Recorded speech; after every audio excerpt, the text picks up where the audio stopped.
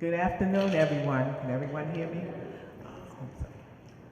Yes, giving honor to God, who is first in my life, and I am so appreciative to Him because of Him is why I still am in my right mind. And because when these tragedies happen to you, you don't know which way to turn. You don't know who to talk to, who not to talk to, who is just trying to capitalize on your tragedy. And we have so many of them out there like that. My son was Eric Garner. He was born September the 15th, 1970. I remember that day so well in my mind because when your child is born, you can remember exactly what you were doing that day, what you did before you got in labor, what you did the whole day. And I remember that the same as I remember the day of his death. But Eric, he was a very, very loving, a very person who you would like to be friends with because he never met a stranger. He used to come home and say, "Ma, I brought my friend home." It could be the first day of school. He probably never met these people before. And he would say, "I brought my friend home to eat lunch." He was just that kind of person. But he was also the type of person that if you wronged him, he was very hurt. And he let you know that he was very hurt that you wronged him because he thought you was his friend. And I used to say to him, "Eric, everybody is not your friend." And went, "Yeah, Mom, but we used to be together in school and then this," and whatever it was that upset him, he would let it be known. He was my firstborn. He was spoiled as a child because my mother, my father, his aunts, and everybody just adored him. And coming up, he loved school. He loved just everything about being in the outdoors. He wanted to be the boss of his sister because he always thought that he could be the father figure. They lost their father at a very young age. Eric was only 5, his brother was 4, and Alicia was 4 months when they lost their father. So he would tell them that he was the man of the house now. At 5 years old, he became the man of the house. And as they grew older, and I remember an incident where my daughter was talking on the phone. She was about, I guess, 6th grade, and he was in high school. And he hung up the phone on somebody who she was talking to, and she yelled out to me, "Ma, Eric hung up the phone on my friend." And I says, "Eric, why did you hang up the phone on her friend?" He said, "Ma, that was a boy she was talking to." So she says, "But it was my classmate. I was getting the homework from him." He replied, "You should have got the homework while you was in school." So anyway, she kept yelling and fussing at him, and he says, "Ma, just tell her she cannot be talking to boys. She's still seeing the pediatric doctor. She cannot talk to boys."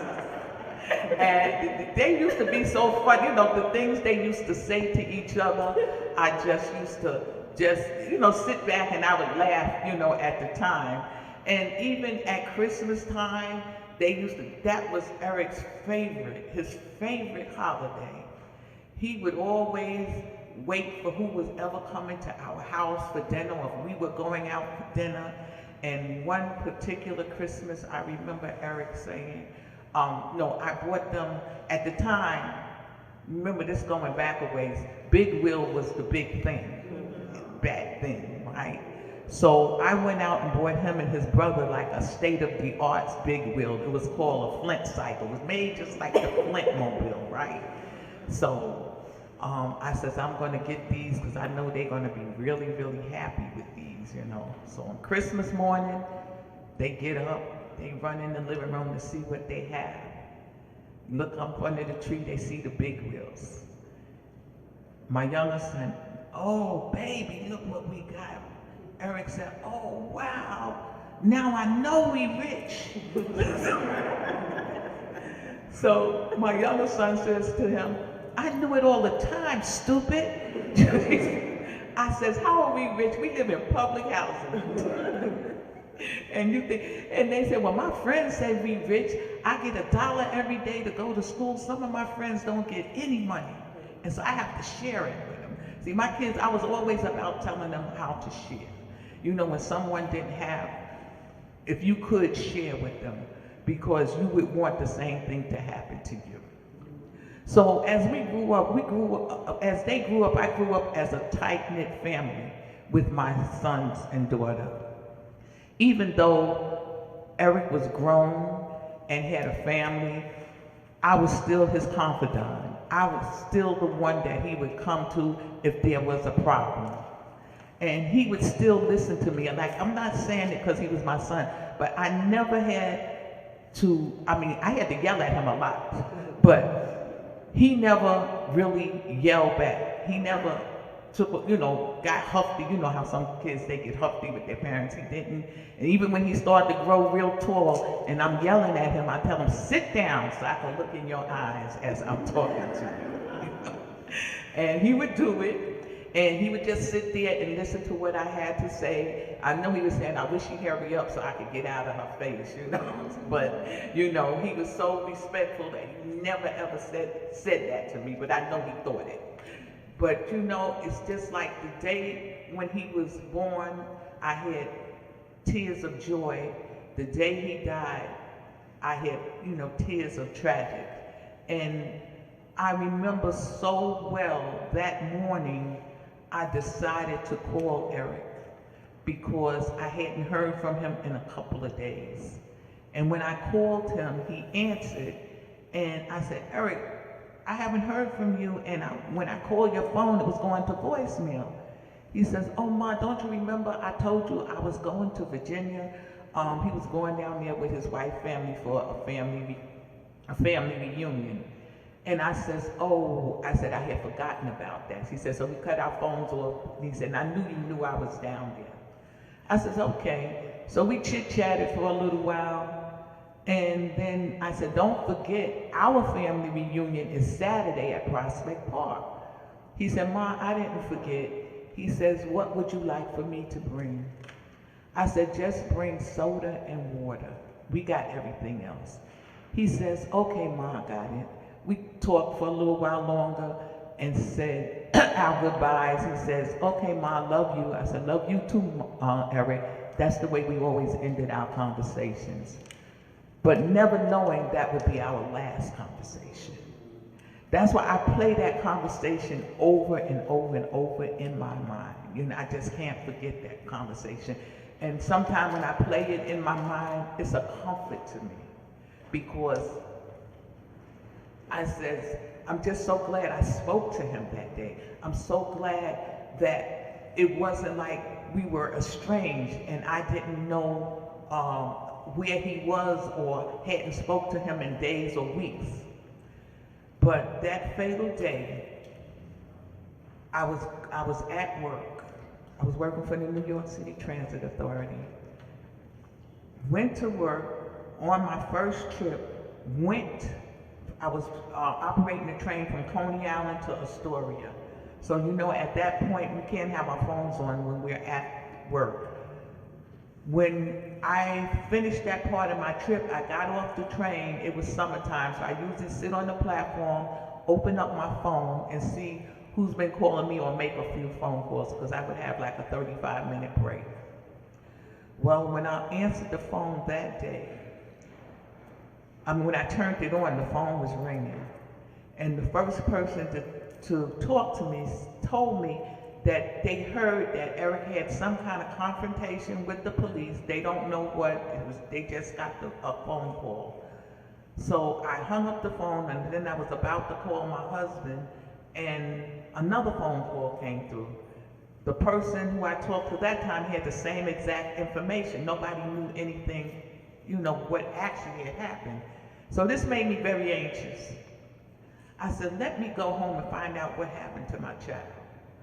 But then I said, well, it would be better for me to go back to Coney Island because I'll be closer to home. So I called my husband and told him to meet me there. Make a long story short, he did meet me there. I booked off from work, went downstairs. I started asking my husband, had he heard anything from Eric? I heard about something happened with the police with him. He tells me, no, we're going to get home. We're going to find out what happened. But all the time he already knew, but he was just trying to get me in the car and get me home. But as we going down the stairs and the phone is still ringing, but I'm not answering it because I'm trying to get to the car and get home. So I start talking to my husband and say, well, we got to find out right now what happened to Eric. And so he had to just break down and tell me that Eric was no longer with us. And at that point, I think I actually lost my mind because I started screaming. I was trying to kick the windshield out. He had put the child lock on the car so I couldn't get out the door because we was about to enter the highway. But it just felt like that if I could get out that car, I could run to Staten Island faster than that car could get me there, which we know that's not true, but that's the way my adrenaline was running. And getting back there and finding out that my son was no longer with us. And at the time, it didn't matter how he died. It just mattered that he was no longer there with me. It was later on that I found out that the police choked him to death. And that we had a video. And I'm so grateful for that young man who had the nerve to stand up there and finish the video, even though they was telling him to get out the way, telling him to move, but he stood there. And that's why we got to where we got to, because they had already concocted another story that Eric died because he was fussing with the police and had a heart attack. That was the first story that they had out. And thank God that we found out that the story was so much different. And you know, that day I could not rest. And the news people kept knocking on the door. And I said, don't let anybody in. I don't want to talk to anybody. My family, everybody was there. And then my brother-in-law said, well, Gwen, I think we should talk to at least one news person. So I said, if you don't want to, you go ahead and talk to him. But it turned out that that was the right person to talk to. It was the Daily News, and they had the exclusive. They was the one that knew about the video. They was the ones who put it in the paper the next day. They was the one that got it going viral. So I thank God, I thank that young man. He don't know, he really have my heart for that. But I was in a very dark place after then. I wanted to just lay in my bed and just go to sleep and wake up when this horrible nightmare was over. But you know, this nightmare was never over. So I decided, when you can't just lay here, you have to get up out of this bed. So when I did get up out of the bed, I said, you know what, I'm not just gonna let it go like this, because the papers, the media, they always put a spin on the story. They always tell a story the way they want to tell it, the way that they can get credits, and the way that they can sell papers. So I said, no, I'm going to get up and I'm going to tell my son's story the way it really is. I'm going to lift up his name. Since he no longer have a voice, his mother does. So I decided to turn my mourning into a movement and to turn my sorrow into a strategy. So that's what I did.